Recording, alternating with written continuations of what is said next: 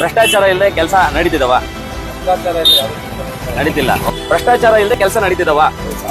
ಸಾಧ್ಯನೇ ಇಲ್ಲ. ಓಕೆ, ಹಂಗಂದ್ರೆ ದೇಶ ಏನೋ ಉದ್ದಾರ ಹೆಂಗೋ ಏನೇನೋ ಹೇಳ್ತಾರೆ, ಇದೆಲ್ಲ ನನಗೆ ಕನ್ಫ್ಯೂಸ್ ಆಗ್ತಿದ್ಯಪ್ಪ. ಹೆಂಗೆ ನಿಮ್ ಪ್ರಕಾರ ಭ್ರಷ್ಟಾಚಾರ ನಿಂತೋಗಿದ್ಯಾ?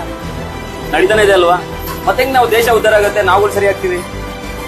ನಮಗೆ ಹೋದಾಗ ₹1 ಇಲ್ದಂಗೆ ಕೆಲಸ ಆದ್ರೆ ತಾನೆ ನಮ್ ದೇಶನೂ ಸರಿ ಆಗೋದು, ನಮಗೂ ಸರಿ ಆಗೋದು, ದೇಶನ ಉದ್ದಾರ ಆಗೋದು.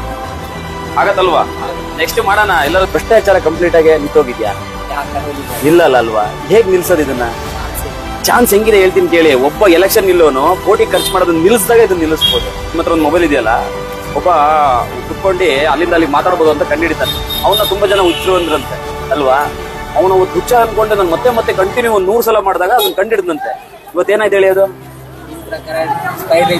ಖಂಡಿತ ಆಗತ್ತೆ. ಇದು ನೀವು ಮನ್ಸ್ ಮಾಡ್ಬಿಡಿ. ನಾನೊಬ್ಬ ಚೇಂಜ್ ಆಗಿನ್ ಕಣ, ಅವ್ನು ದುಡ್ಡೇ ಹೊಡೆಯಲ್ಲ ಅಂತ ಹೇಳ್ತಾನೆ, ₹1 ಹಾಕಲ್ಲ, ₹1 ತೆಗೆಯಲ್ಲ ಅಂತ ಹೇಳ್ತೇನೆ, ನೀವು ವೋಟ್ ಮಾಡ್ತೀನಿ ಅಂತೇಳಿ ಎಲ್ಲಿಗೂ ಅದ್ಭುತ ನಿರ್ಮಾಣ ಆಗುತ್ತೆ. ನಮ್ಮ ಮಕ್ಕಳು ಜೀವನನಾರು ನಾವು ಸರಿ ಮಾಡೋಣ. ಅವರಿಗೆ ಬಾವಿಗೆ ಹೇಳ್ತಾ ಇದ್ರೆ ನಾವ್ ಗಡ್ಡ ಕೈ ಹಾಕ್ಬೇಕು. ಇಲ್ಲ ಅವ್ರು ಮಾಡ್ತಾ ಇರೋದೇ ಕರೆಕ್ಟ್, ದಬ್ಬನ ಆದ್ರೆ ದಬ್ಬನ. ಏನ್ ಹೇಳಿ?